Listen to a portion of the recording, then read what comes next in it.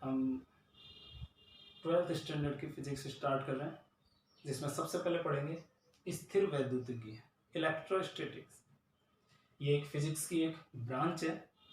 ये फिजिक्स की main branch है, जिनमें एक इलेक्ट्रोमैग्नेटिज्म है और इलेक्ट्रोमैग्नेटिज्म की भी सब ब्रांच है ये स्थिर वैद्युतिकी, जिसमें हम आवेश यानी चार्ज कर के स्थिर अवस्था से संबंधित जो भी फिनोमिना है, जो भी इफेक्ट है, उसकी स्टडी करते हैं, उसको पढ़ते हैं इसमें स्थिर वैद्युतिकी। हालांकि इसको भी डिवाइड किया गया है electric field, electric potential, potential energy, इस तरह से।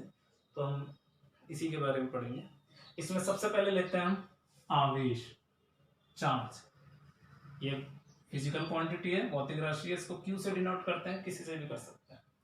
क्या होता है, सबसे पहले इसकी डेफिनेशन। अगर किसी ऑब्जेक्ट में चार्ज है, जैसे मान लो ये है, इसमें चार्ज है, तो ये अपने चारों तरफ एक इलेक्ट्रिक फील्ड जनरेट करेगा, एक विद्युत क्षेत्र उत्पन्न करेगा। यानी कि और कोई आवेशित वस्तु आ गई तो उसके साथ ये अन्योन्य क्रिया करेगा, इंटरेक्ट करेगा। तो आवेश क्या हो गया? आवेश किसी वस्तु, किसी पदार्थ का एक गुण हो गया, जिसकी वजह से वो विद्युत क्षेत्र उत्पन्न कर सकता है, या ऐसे कहें कि जिसकी वजह से वह अन्य आवेशित वस्तु के साथ अन्योन्य क्रिया कर सकता है। तो इसकी डेफिनेशन हो गई।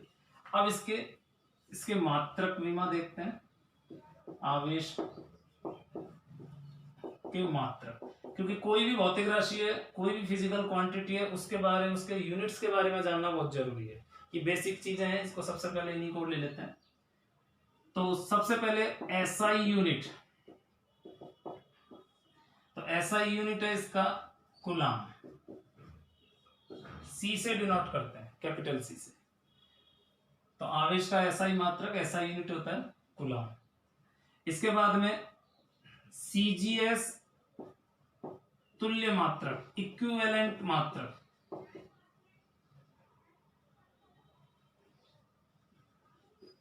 चलो इसको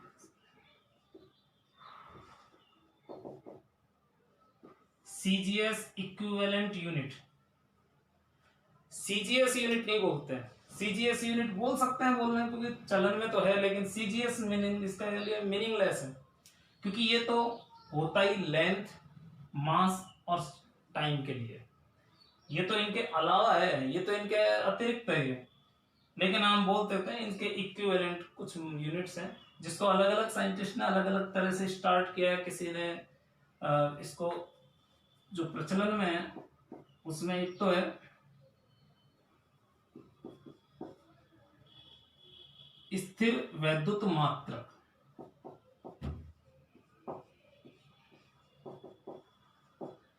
स्थिर वैद्युत मात्रक, इलेक्ट्रोस्टैटिक यूनिट, इंग्लिश में कहेंगे इलेक्ट्रोस्टैटिक यूनिट। तो शॉर्ट फॉर्म इसकी हो जाएगी ESU। तो हम इसी तरह से यूज करते हैं ESU। इसी का और नाम है स्टेट कूलाम, इसी का ही नाम है। इसको इस तरह से लिख देते हैं, स्टेट करके C। एक और नाम और फ्रैंकलिन।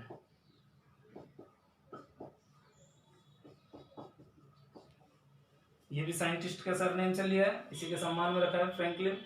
ये वही साइंटिस्ट है जिसने सबसे पहले ये बताया था कि चार्ज 2 टाइप्स का होता है, पॉजिटिव और नेगेटिव। सबसे पहले इसी ने यूज किया था। तो ये इलेक्ट्रोस्टैटिक यूनिट हो गई। इसकी वैल्यू तो 1 coulomb equal to 3 into 10⁹ ESU या स्टेट कूलम। चलो ESU ले लेते हैं, ये इसकी वैल्यू हो गई। यानी कि इतने सारे ESU मिलकर, इतनी बड़ी वैल्यू है, ESU इतने सारे मिलकर 1 कूलम बनेंगे। तो कूलम काफी बड़ा मात्रक हो गया। इनफैक्ट स्मॉलेस्ट यूनिट है ये ESU।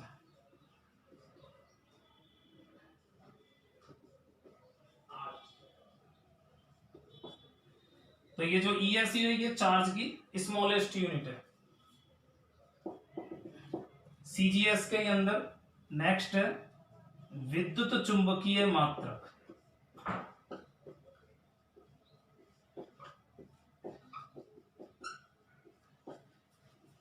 इलेक्ट्रोमैग्नेटिक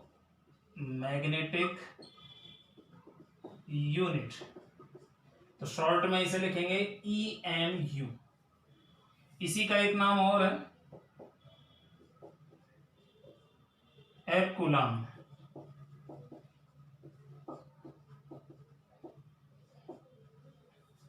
इसकी वैल्यू कितनी होती है? 1 कूलम इक्वल टू 1/10 EMU। या ऐसे देखो 10 को अगर हम इधर ले लें तो ऐसे कहेंगे कि 10 कूलम मिलकर एक EMU बना रहा है। तो EMU तो कूलम से भी बड़ा यूनिट हो गया, तो ये काफी बड़ा यूनिट हो गया। कूलम भी काफी बड़ा है, तो उससे भी बड़ा है। एक यूनिट और है इसका, एक्स्ट्रा यूनिट ले लो एक, ये भी थोड़ा सा प्रचलित है, ये है फैराडे।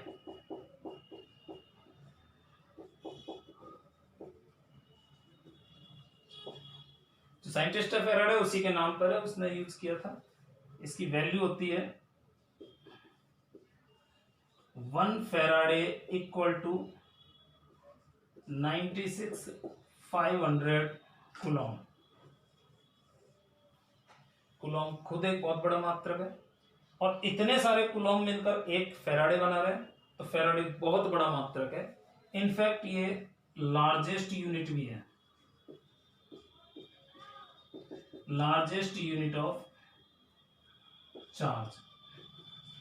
तो लार्जेस्ट यूनिट ऑफ चार्ज तो ये हो गई फैराडे, और स्मॉलेस्ट हो गई ESU। अगर आपसे पूछा जाए कि इसका CGS यूनिट लिखिए, तो आप इसी को लिखोगे। बताइए पहले कि आपको इसमें नहीं फंसना है, आपको डायरेक्ट लिखना है स्टेट को। इलेक्ट्रोस्टैटिक में जनरली ये यूज होता है। कुछ अदर यूनिट भी देखिए,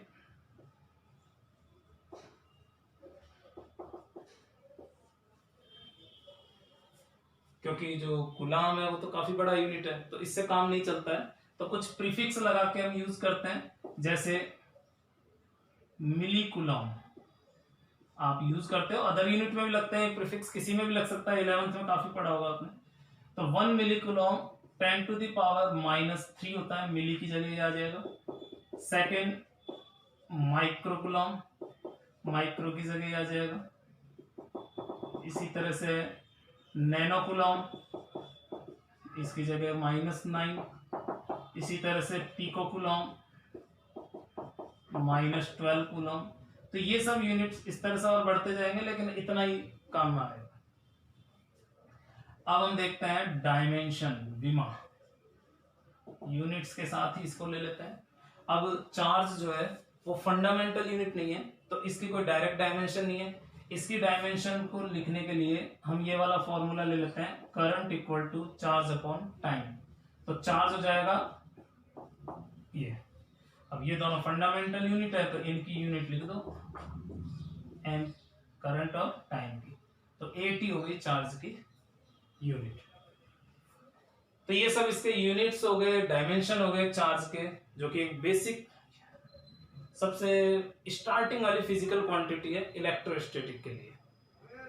अब हम चार्ज के बारे में एक्स्ट्रा और पढ़ेंगे, चार्ज के बारे में, इसके प्रॉपर्टीज के बारे में पढ़ेंगे, यानी इसके गुणधर्म क्या क्या हैं वो पढ़ेंगे।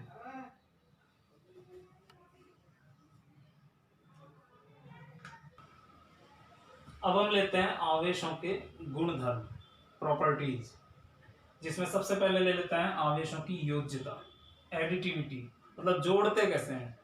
चलो पहले हम इसको समझते हैं। मान लो ये कोई वस्तु है, कोई ऑब्जेक्ट है, कोई सिस्टम है। इसमें मान लो +2 coulomb charge, -3 coulomb charge, +4 coulomb charge, ये 3 अलग अलग पॉइंट चार्ज है। मान लो एक ये हो गया, एक ये तीनों की वैल्यू होगी। अगर आपसे कहा जाए इसमें टोटल चार्ज बताइए, तो टोटल चार्ज आपको बताना है, इस तरह से नहीं बताओगे 5 और 4 9, आप क्या लिखोगे, विद साइन जोड़ोगे, एल्जेब्रिक सम निकालोगे। जैसे प्लस के तो हो गए 6, तो ये -3 हटा दो, +3 कूलम।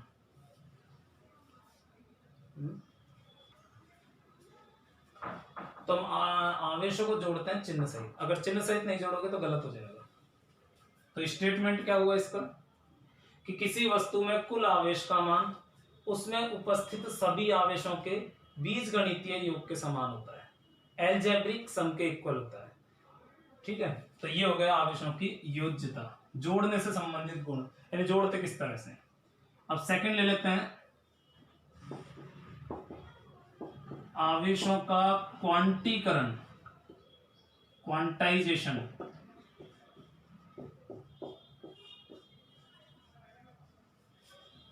Quantization of charge. चलो पहले इसको समझ लेते हैं। पहले तो चार्ज आता किस वजह से, मान लीजिए इसकी बात करें तो ये एटम्स से मिलकर बना है। एटम में प्रोटॉन और इलेक्ट्रॉन होते हैं, जितने प्रोटॉन होते हैं उतने इलेक्ट्रॉन होते हैं। प्रोटॉन और इलेक्ट्रॉन का चार्ज अपोजिट है, प्रोटॉन में पॉजिटिव है, इलेक्ट्रॉन में नेगेटिव है। इसका मतलब इसमें जितना पॉजिटिव चार्ज है उतना ही नेगेटिव चार्ज है। तो टोटल कितना हो गया, अलजेब्रिक सम 0 हो गया इस हिसाब से। तो नेट चार्ज क्या हुआ, 0। तो हम नेट चार्ज का ही इफेक्ट देखते हैं। अगर मान लीजिए हम इसमें से बाहर निकालें तो एक इलेक्ट्रॉन निकाल सकते हैं।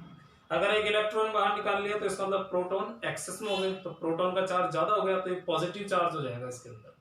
यानी किसी भी ऑब्जेक्ट में पॉजिटिव चार्ज कब होता है, जब उसमें से इलेक्ट्रॉन निकलते हैं, यानी इलेक्ट्रॉन की कमी होती है, डेफिशिएंसी होती है। और अगर हम इसमें एक्स्ट्रा इलेक्ट्रॉन बाहर से दे दें, यानी इलेक्ट्रॉन एक्सेस कर दें, अधिक कर दें, तो इसमें नेगेटिव चार्ज हो जाएगा। तो किसी भी ऑब्जेक्ट में जो चार्ज है वो इलेक्ट्रॉन की वजह से आ रहा है। तो अगर एक इलेक्ट्रॉन है तो एक इलेक्ट्रॉन का चार्ज होगा, इलेक्ट्रॉन के चार्ज को चलो हम ई से डिनोट करें। अगर 2 इलेक्ट्रॉन है तो 2 हो जाएगा, 3 है तो 3 हो जाएगा, और n है तो n इलेक्ट्रॉन, n e, ये टोटल चार्ज हो जाएगा। e जो है वो एक इलेक्ट्रॉन का चार्ज है जिसकी वैल्यू इतनी होती है, ये फिक्स है। इलेक्ट्रॉन या प्रोटॉन पर इतना ही चार्ज होता है, बस इलेक्ट्रॉन का नेगेटिव हो जाएगा और प्रोटॉन का पॉजिटिव। तो इसके मल्टीपल में चलेगा, यानी ऐसा नहीं है कि किसी ऑब्जेक्ट पर इतना चार्ज आ जाए, पॉसिबल ही नहीं है। क्योंकि एक इलेक्ट्रॉन के बाद में दूसरा इलेक्ट्रॉन जो है वो फ्रैक्शन में नहीं होगा, टुकड़ों में नहीं होगा, पूरा होगा वो। तो इसके बाद में जो जस्ट बड़ी वैल्यू होगी वो होगी 3.2 into 10 to the power -19 coulomb. इस तरह से नेक्स्ट होगी वो उसका थ्राइस होगा। तो हम किसी भी ऑब्जेक्ट में टोटल चार्ज क्या लिखेंगे, प्लस माइनस एन ई।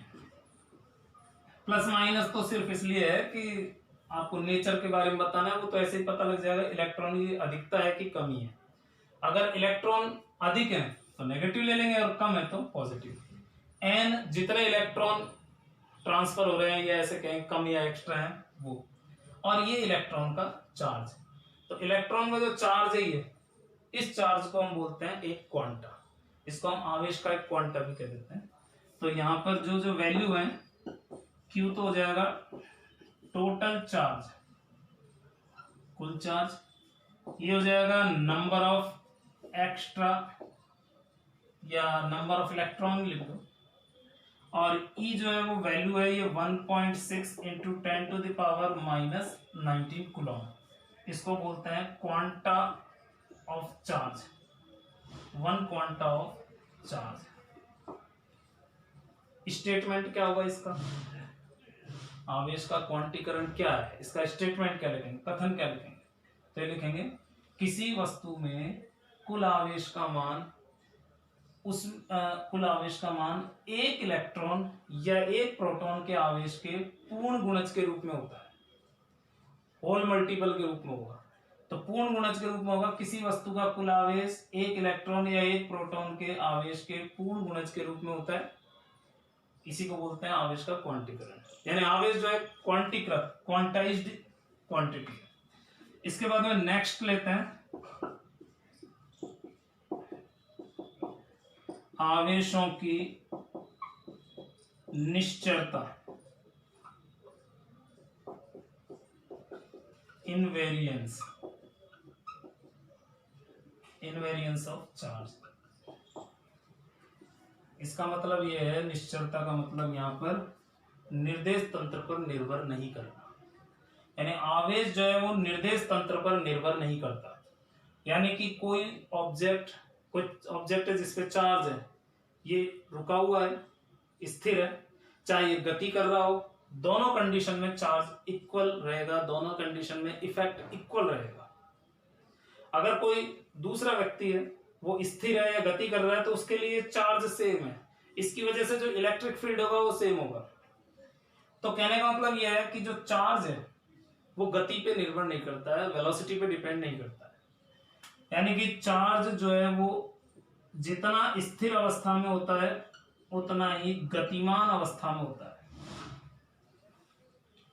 जबकि कुछ अदर क्वांटिटीज हैं जैसे मास, लेंथ, टाइम, ये सब वेलोसिटी पे डिपेंड करती है। आइंस्टीन की स्पेशल थ्योरी ऑफ रिलेटिविटी के हिसाब से ये सब डिस्कस होती है कि ये सब डिपेंड करती है वेलोसिटी पे। अगर आप वेलोसिटी बढ़ाओगे तो मास इंक्रीज होगा, लेकिन चार्ज इंक्रीज नहीं होता है, चार्ज डिपेंड ही नहीं करता है। तो आपका स्टेटमेंट यही हो जाएगा कि किसी वस्तु पर आवेश का मान प्रेक्षक या आवेश की गति पर निर्भर नहीं करता है, या कहें कि निर्देश तंत्र पे निर्भर नहीं करता है, या कहें कि वेग पर निर्भर नहीं करता है। इसके बाद एक प्रॉपर्टी है आवेशों का संरक्षण, कंजर्वेशन ऑफ चार्ज।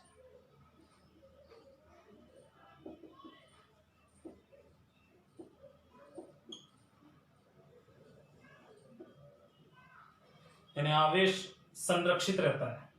कोई आइसोलेटेड सिस्टम है, कोई विलगित निकाय है, ऐसा निकाय, ऐसा सिस्टम जिसमें से अंदर बाहर आवेश नहीं जा सकता है, उसमें नेट चार्ज हमेशा इक्वल रहेगा। इसको हम एक रिएक्शन से समझें। एक रिएक्शन है युग्म विलोपन के नाम से। क्या है ये रिएक्शन? एक इलेक्ट्रॉन और एक पॉजिट्रॉन जब आपस में इंटरेक्ट करते हैं, मिलते हैं, तो ये बनाते हैं गामा विकिरण। ये है इलेक्ट्रॉन, ये है पॉजिट्रॉन और ये है गामा विकिरण। ये पदार्थ नहीं है, विकिरण है, मतलब द्रव्य कण नहीं है, इसमें कोई द्रव्यमान नहीं होता है स्थिर अवस्था में, इसमें कोई चार्ज भी नहीं होता है। जबकि इलेक्ट्रॉन और पॉजिट्रॉन दोनों पार्टिकल हैं, कण हैं। ये इलेक्ट्रॉन और पॉजिट्रॉन आपस में विलोम कण हैं, एंटी पार्टिकल्स हैं एक दूसरे के। जितना चार्ज इस पे उतना ही इस पर है, दोनों का मास भी इक्वल है, लेकिन चिन्ह अपोजिट होते हैं। अब जैसे ये दोनों मिलेंगे, जब एंटी पार्टिकल पार्टिकल से मिलता है तो रेडिएशन में कन्वर्ट हो जाता है, कंप्लीट एनर्जी में कन्वर्ट हो जाएगा ये। और अभी हम देखें यहाँ पर टोटल चार्ज कितना है, तो इलेक्ट्रॉन का -1 लें, इसका +1 लें, तो दोनों को ऐड करें अलजेब्रिक सम, तो 0 हो गया, तो नेट चार्ज हो गया 0। और इधर नेट चार्ज 0 ही होता है, इस पर तो होता ही नहीं है, तो दोनों तरफ इक्वल है, दोनों तरफ 0 0 चार्ज है, तो ये आवेश संरक्षण नियम का यहाँ पालन हो रहा है। और पालन होता भी है, इसका कोई अपवाद नहीं होता है, फिजिक्स का एक फंडामेंटल लॉ है। ऐसे हम एक और रिएक्शन देखें, इसके अपोजिट भी पॉसिबल है, युग्म उत्पादन भी होता है, गामा से ये भी बनते हैं। एक एग्जांपल लेते हैं न्यूट्रॉन का। न्यूट्रॉन अगर एटम से बाहर है तो काफी अनस्टेबल होता है और ये तुरंत प्रोटॉन में कन्वर्ट हो जाता है, साथ में एक इलेक्ट्रॉन और एंटी न्यूट्रिनो सम पार्टिकल ऐसे निकलते हैं। तो हम फिलहाल ये ले लेते हैं, न्यूट्रॉन पर कोई चार्ज नहीं होता है, इसलिए इसका एटॉमिक नंबर जो नीचे शो करते हैं 0 लेते हैं, ये इसका मास हो गया। प्रोटॉन है ये, तो +1 चार्ज, प्रोटॉन को H से भी इस तरह से भी डिनोट कर देते हैं क्योंकि हाइड्रोजन का न्यूक्लियस ही है। और यहां पर ये मास हो गया ऊपर। इलेक्ट्रॉन का चार्ज -1 और ये 0। अच्छा, यहाँ इलेक्ट्रॉन को हमने ऐसे शो किया है, ये सिंपल वे में शो कर दिया, ये हमने पूरा मास और एटॉमिक नंबर के हिसाब से शो कर दिया, तो ये ज्यादा एक्यूरेट है। तो ये जो इलेक्ट्रॉन है इसका चार्ज -1, प्रोटॉन का चार्ज +1, तो नेट चार्ज इधर 0 और इस पे टोटल 0, तो 0 ही होना चाहिए। साथ में एंटी न्यूट्रॉन निकलता है, वो हम न्यूक्लियर फिजिक्स में लेंगे, अभी हम सिर्फ कंजर्वेशन को समझ रहे हैं, तो इसमें इतना ही बहुत है। तो ये चार्ज की कुछ प्रॉपर्टीज होंगी। इसके अलावा कुछ और भी गुणधर्म है, जैसे ये अदिश राशि है, स्केलर क्वांटिटी है, कि इसका कोई उससे कोई दिशा डायरेक्शन से कोई लेना देना नहीं है। टाइप्स की बात करें तो +- 2 टाइप्स के होते हैं। अगर प्लस प्लस एक जैसे हम इनके बीच में बात करें तो इनके बीच में रिपल्सन फोर्स होता है, इन दोनों के बीच में अट्रैक्शन होगा क्योंकि अपोजिट चार्ज है। तो ये बेसिक चीज आप ऑलरेडी जानते हो। तो अभी हम प्रॉपर्टीज में इतना ही ले रहे हैं, आगे हम नेक्स्ट वीडियो में लेंगे। थैंक्स।